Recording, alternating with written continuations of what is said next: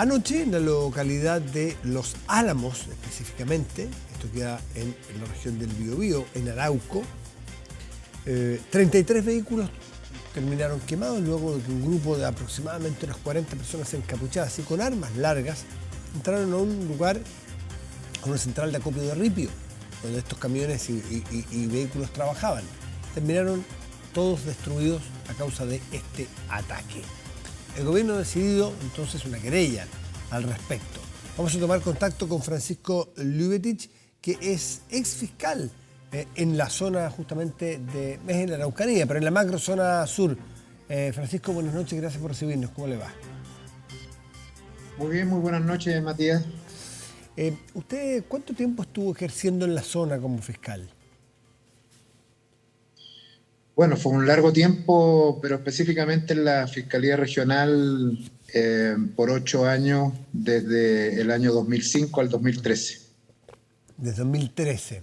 Del 2013 a la fecha, por lo que estuve leyendo hoy día, ha aumentado sideralmente el número de ataques y la violencia. De hecho, entiendo que hoy día la cifra que se daba es 400%. Del 2013 a ahora, o sea, los últimos 8 años.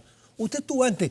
¿Me podría contextualizar a grandes rasgos cómo era la violencia y si había violencia en la zona o de qué tipo era cuando usted era el fiscal regional allí? Para poder comparar con lo que vimos anoche, por ejemplo. Sí, por supuesto. Bueno, lo cierto es que los primeros atisbos de violencia ya dirigida contra personas, blancos determinados, como se dice usualmente en la jerga policial, empiezan allá por el 2005, 2006, y bueno, y hay ciertas personas, ¿no es cierto?, en las regiones, particularmente en la Araucanía, que comienzan a ser objeto de atentados, las primeras manifestaciones en esa línea, porque hasta ese momento las reclamaciones violentas estaban orientadas al incendio fundamentalmente y las usurpaciones, incendio de bosque y toma de predios, ¿no es cierto?, con carácter forestal principalmente y agrícola. Y obviamente que se produce una modificación significativa, el atentado al señor Lusinger, ¿no es cierto?, bueno, no el fallecido, primo de que falleció, ¿no es cierto?, con su señora. Es la primera manifestación, Matías, ya de gravedad. ¿Qué año fue eso? El año 2005, aproximadamente 8 personas, todas vestidas con ropa de camuflaje, botas con armamento al cinto y también cruzado, ¿no es cierto?, en la espalda, con un líder, con 4 o 5 personas que son las que rodean el inmueble, sacan a los propietarios y comienzan, ¿no es cierto?, a encender fuego, terminando destruida la casa habitación a vista de los moradores, de los propietarios, y también unos vehículos que se encontraban aledaños. En ese momento se dio una voz de alerta por parte en ese tiempo de la Fiscalía, en el sentido de que tomaba otro rumbo esta violencia, ¿no es cierto?, que venía desarrollándose, a lo mejor de manera romántica, lo podríamos uno decir en ese tiempo, en la primera etapa, en que los daños que se generaban eran fundamentalmente patrimoniales.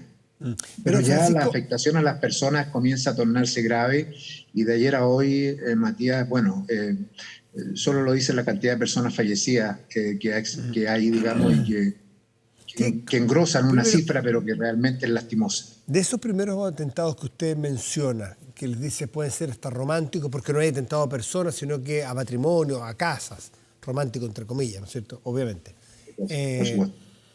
Primero, en ese caso, que fue simbólico o que fue un punto de inflexión a su juicio, ¿se detuvo, se descubrió que los responsables? Uno. Y dos, usted que estaba en la zona, ¿pudieron determinar qué es lo que motivó ese punto de inflexión, ese cambio? ¿Un liderazgo de alguien, la llegada de alguna persona? ¿Eso se pudo esclarecer? Bueno, la tesis que se sustentó a partir de ese hecho y por las características, la manera de enfrentar, la planificación, la organización, el armamento, el liderazgo, era paramilitar, así se sostuvo, y además con el tiempo se pudo establecer que personas de la etnia mapuche específicamente, tanto de la zona de Arauco como de la zona de Mayeco Cautín en la novena región, habían viajado a Colombia. Esta es una información que se manejó abiertamente, hubo incluso entrega de material por parte del presidente de Colombia, al entonces presidente de la época, y se empezaron a realizar gestiones tendientes precisamente a establecer cómo podían estas personas haber incidido posteriormente, ¿no es cierto?, en el recrudecimiento de hechos ya mucho más dirigidos y de mayor envergadura desde el punto de vista de lo que significa la violencia en sí misma. Y se logró establecer viajes de personas de la etnia específicamente en parejas y trasladándose por tierra desde Chile, ¿no es cierto?, y pasando tanto por la frontera de Bolivia como de Perú hasta llegar a Colombia. Esto está absolutamente confirmado en su momento por los ingresos y egresos fronterizos de los distintos países que entregaron la información correspondiente. Y en la época en que esto ocurrió, entre aproximadamente el 2004 y el 2006, la baja significativa de hechos de violencia en la zona sur fue realmente significativa, lo cual hace coincidir primero los juicios que se iniciaron fundamentalmente contra la cúpula de la entonces coordinadora de comunidades en conflicto Arauco Mayeco a partir del año 2002, bajo la presidencia del presidente Lagos, ¿no es cierto?, y liderados fundamentalmente por el entonces general Bernales.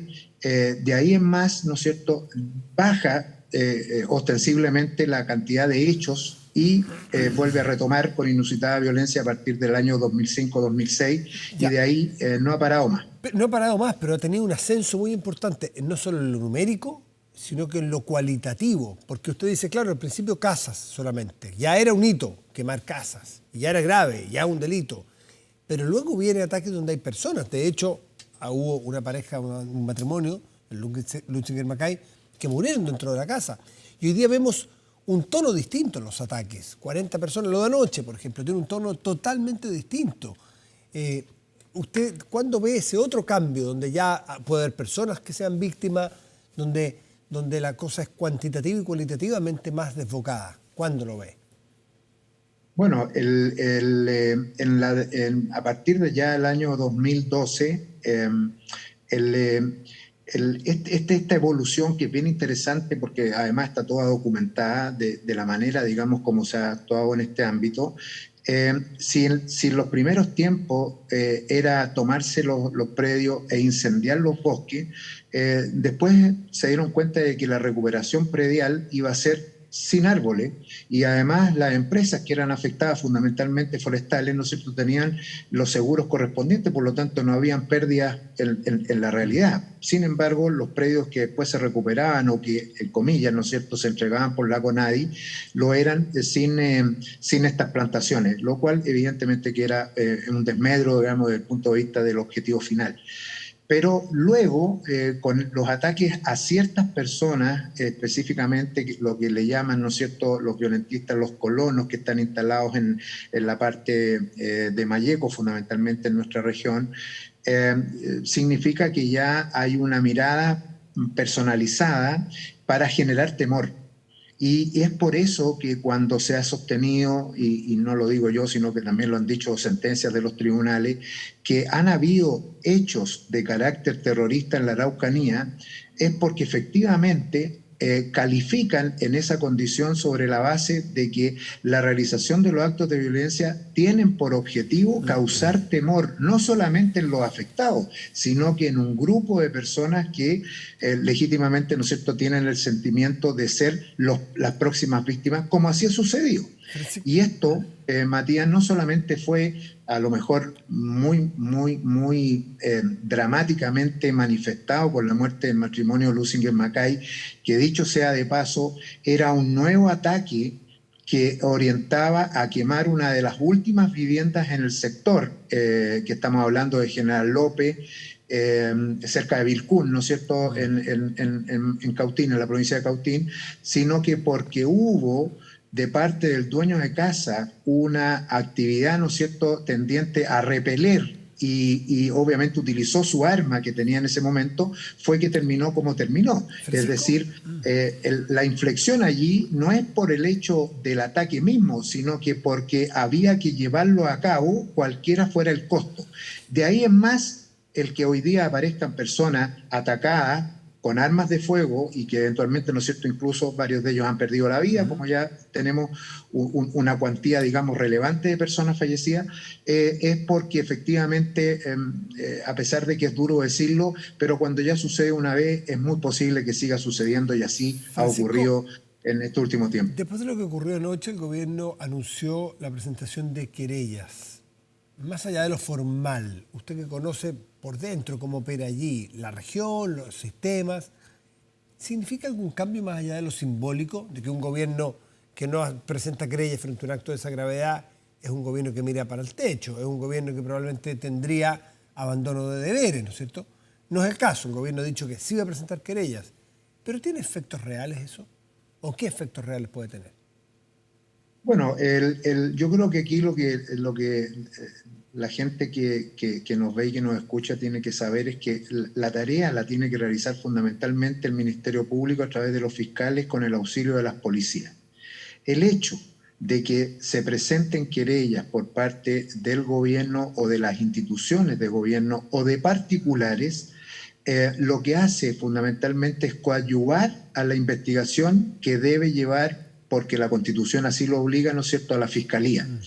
Lo que uno espera con las querellas no es solamente que éstas se presenten desde el punto de vista formal, como quien dice, yo me voy a querellar para decir que estoy, ¿no es cierto?, en este proceso, sino que además participar activamente. Es lo que nosotros denominamos, o en la jerga, ¿no es cierto?, de la abogacía, el querellante activo. Y este querellante activo es el que se compromete con una investigación y por lo tanto está ayudando al Ministerio Público no solamente a realizar las diligencias que las tiene que disponer la Fiscalía, sino que analizando los antecedentes para permitir con una mirada distinta, adicional, nuevas diligencias, nuevas acciones, ¿no es cierto?, tendientes a esclarecer el hecho y ubicar a los responsables. Yo lo que tengo que decir es que aquí todos los hechos son acreditados, Matías, porque precisamente la prueba es suficiente para eso. Las dificultades están fundamentalmente en la identificación de los responsables.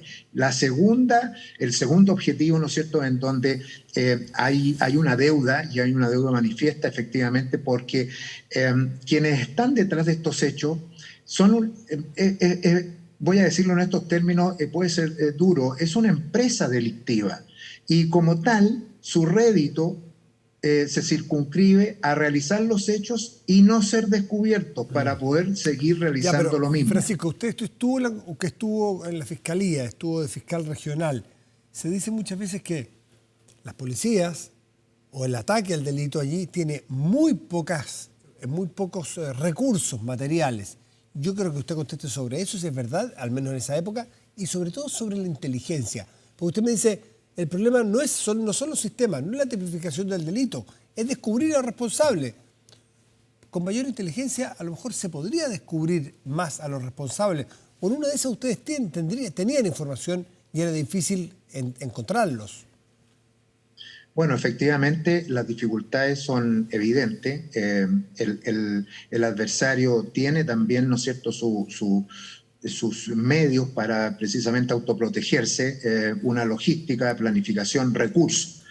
Pero eso no es la justificación para no efectuar la persecución, sino que más bien el que exista una definición y en el que participen coordinadamente todos los entes que están llamados a controlar, ¿no es cierto?, el orden público en sentido amplio, no solamente desde lo que se denomina, ¿no es cierto?, de la parte del gobierno, sino que también de las demás agencias que están vinculadas con esto. Y un elemento relevante es precisamente el trabajo de inteligencia. ¿Qué significa la ¿Y cómo inteligencia, funciona Matías, en ese? términos simples? En la realidad, ¿cómo funciona? Significa obtener información y manejar esa información, trabajar esa información y a su vez, ¿no es cierto?, lograr con ella no solamente la identificación de personas, sino que la anticipación de hechos. Para eso, hoy día es absolutamente imprescindible contar con la mayor y mejor cantidad de elementos tecnológicos precisamente para eso, y equipos, Matías, que es un problema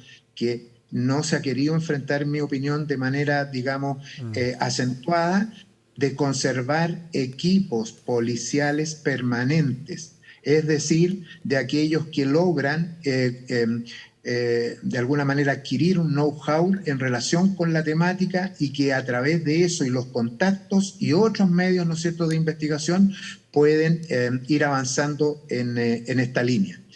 Y yo lo que quiero también acentuar y hacerlo de manera vehemente, si ustedes quieren, es que este no es un problema de la 9ª región ni de la 8ª región. Este es un problema país, este es un problema que excede al Estado y al gobierno de turno. ¿Y por qué lo digo de esta manera? Porque ya no solamente lo dicen los afectados, las víctimas o las personas vinculadas, digamos, de estas regiones, sino que la propia Corte Suprema ya tiene algunos fallos, el último de reciente fecha, ahora hace unos 10 días, ¿no es cierto?, en que ha obligado a que todas las agencias estatales se coordinen para adoptar tempranamente las medidas conducentes a evitar estos hechos y trabajar en pos de lo mismo. Esto no puede ser una solución parche o una solución específica para un caso específico. Matías recordará, hace 10, 15 años, el discurso era que eran hechos aislados. Y siempre se sostuvo que los hechos no eran aislados, sino que eran una concatenación que iba a terminar en cuestiones mucho más graves y en una espiral de violencia sostenida y reiterada como hoy día la tenemos. De manera entonces que si la reacción del Estado a través del gobierno que corresponde no va en ese mismo sentido, sino que de minimizar la gravedad de los hechos, la verdad es que si nosotros hacemos y ponemos cualquier ejemplo, la gente lo va a entender mucho más simple. ¿Ha cesado el interés del Estado chileno y de los distintos gobiernos por perseguir el narcotráfico? Al revés, incluso ha sido en múltiples ocasiones, ¿no es cierto?, mejorado y aumentado. El lavado de activos, lo mismo. La corrupción, lo mismo. El flagelo que existe en el sur de nuestro país es también un flagelo a la sociedad completa y merece la atención no solamente por lo que significa, sino que por la gravedad que ha tenido, digamos, para muchas personas y que hoy día se mantienen en un terror permanente. Hoy día pasar por la zona de la Araucanía en cualquier horario, ya antes era solo de noche, hoy día los hechos son a la luz del día. El último que usted citaba, Matías, es precisamente a las 8:30 de la mañana. Es decir, no hay ningún empacho en cometer, ¿no es cierto?, violencia, y la gravedad en sí misma, que ya está, ¿no es cierto?, y es evidente, es con la utilización de armas y armas de grueso calibre. La persecución del tráfico de armas tiene que tener la misma importancia en nuestro país que la persecución del tráfico de drogas, porque incluso es más dañino delitos cometidos con armas que delitos sin esas armas. Por lo tanto, eso es un tema que como país hay que enfrentarlo y hay que enfrentarlo con seriedad, independientemente de quiénes sean los que deban ser perseguidos, porque aquí no se puede perseguir ni a una etnia, ni a un credo religioso, ni a un sector político ideológico. Esto no es así. Comete un delito. Así es, exactamente, sin distinción, y eso es lo que hace efectivo el principio de igualdad ante la ley. Y eso es lo que no ha ocurrido, y la Corte Suprema lo ha reiterado y ha señalado de que el comportamiento de los gobiernos y de las agencias de seguridad ha sido desigual. No le ha dado el mismo trato de seguridad a aquellas víctimas que viven en el sur de Chile, ¿no es cierto?, y que están asoladas por esta violencia. Francisco Leubitich, ex fiscal regional de la Araucanía, hoy vicedecano de la Escuela de Derecho de la Universidad Autónoma. Muchísimas gracias por estar con nosotros esta noche. Muchas gracias a ustedes, Mati. Que esté muy bien.